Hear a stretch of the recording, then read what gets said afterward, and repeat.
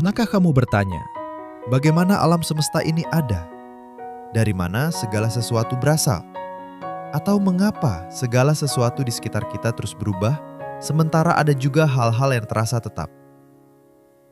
Pertanyaan-pertanyaan fundamental ini mungkin terasa modern, tetapi sebenarnya ini adalah inti dari apa yang coba dijawab oleh para pemikir pertama dalam sejarah filsafat Barat.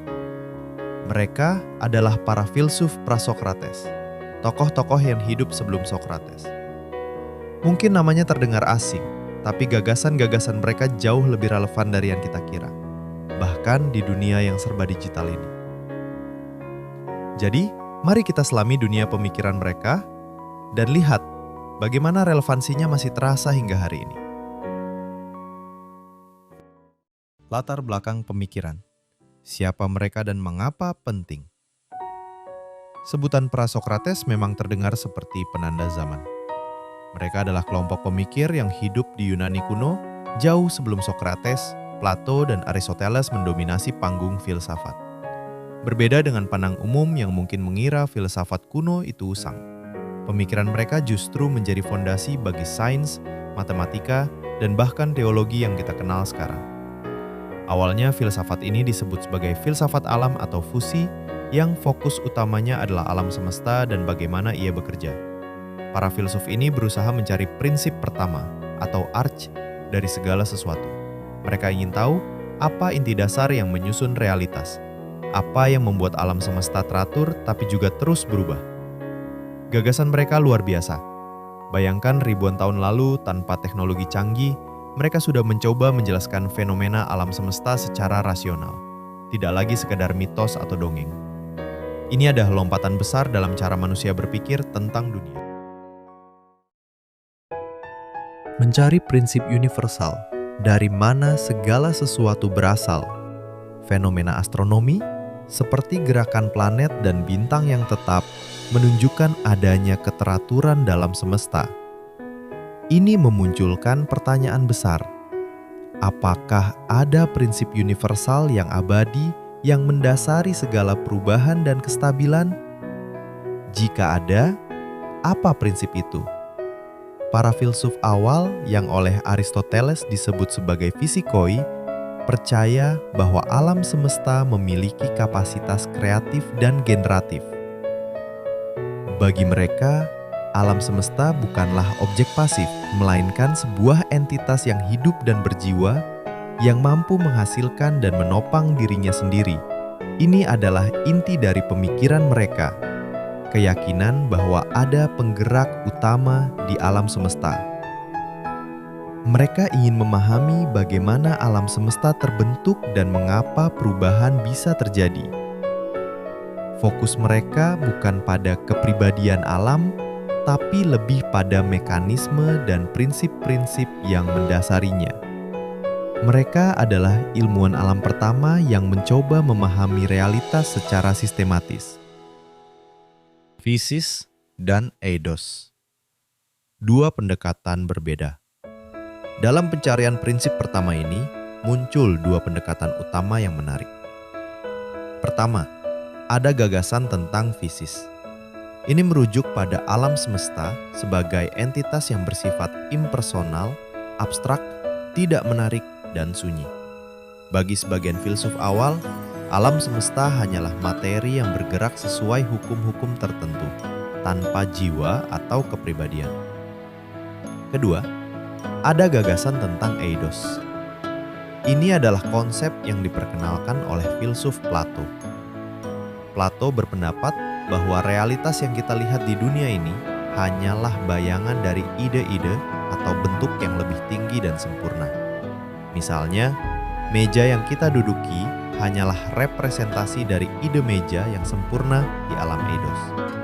Konsep ini membawa pemikiran filosofis ke arah yang lebih abstrak dan metafisik.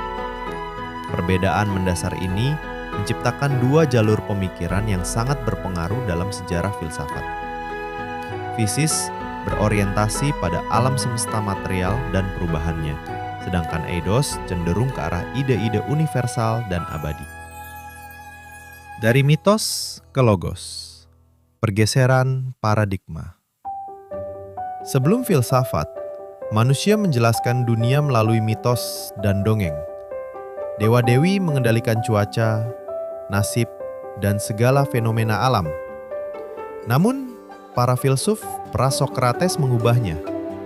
Mereka mulai mencari penjelasan logis, rasional, dan empiris. Ini adalah pergeseran dari mitos ke logos. Mereka percaya bahwa alam semesta bisa dipahami melalui pengamatan dan akal budi, bukan lagi hanya berdasarkan narasi keagamaan. Ini adalah langkah radikal.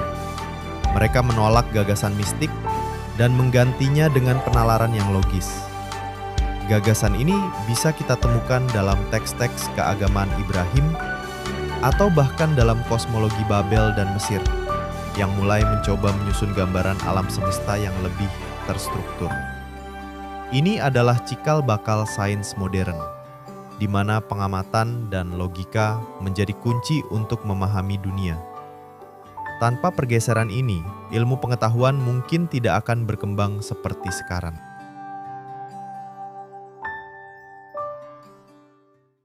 Penolakan atas relativisme dan pencarian kebenaran absolut.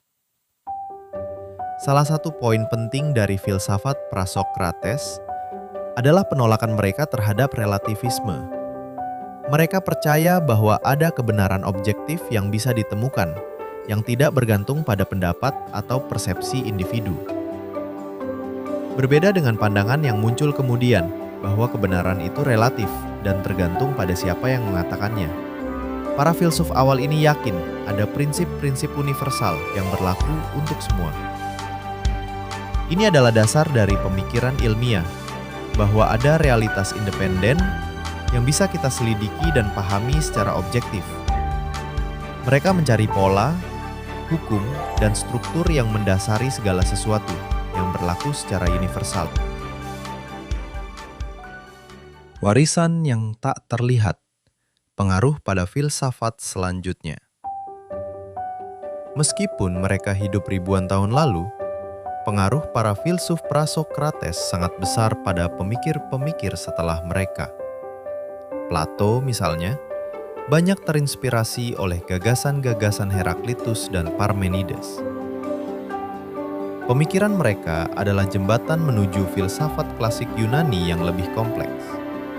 Bahkan dalam era postmodernisme yang menolak kebenaran absolut, gagasan-gagasan Heraklitus tentang perubahan dan Parmenides tentang keberadaan masih terus dibahas dan direinterpretasi.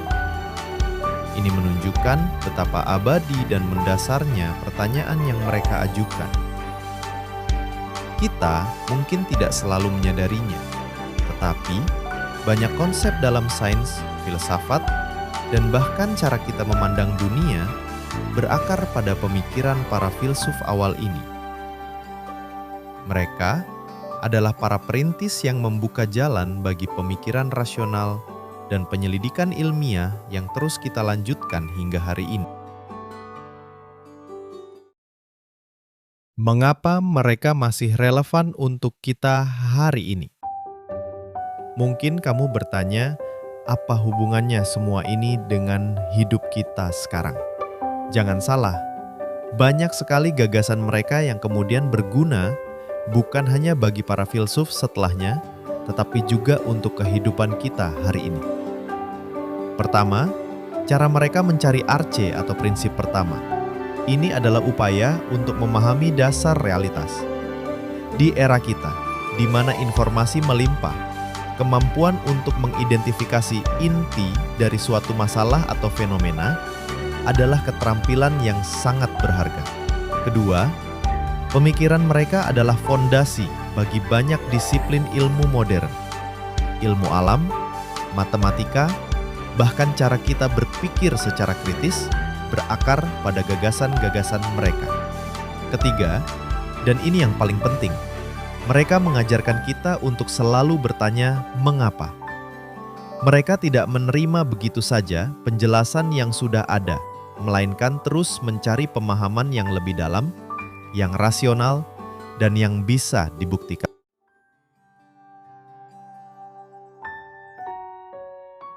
Jadi, jika kamu melihat hujan, merasakan angin, atau merenungkan tentang alam semesta, ingatlah para filsuf pra-Sokrates. Mereka adalah orang-orang pertama yang berani bertanya, yang tidak puas dengan jawaban mudah, dan yang mencari pemahaman yang lebih dalam tentang dunia di sekitar kita. Dari mereka, kita belajar untuk terus bertanya, terus berpikir kritis, dan pantang berhenti mencari kebenaran. Karena disitulah letak esensi dari filsafat, dan juga esensi dari perkembangan manusia itu sendiri. Dalam video selanjutnya, kita akan mengupas aliran dan tokoh-tokoh filsuf era ini. Jadi jangan lupa untuk like, komen, dan subscribe agar tidak ketinggalan. Sampai jumpa di video berikutnya.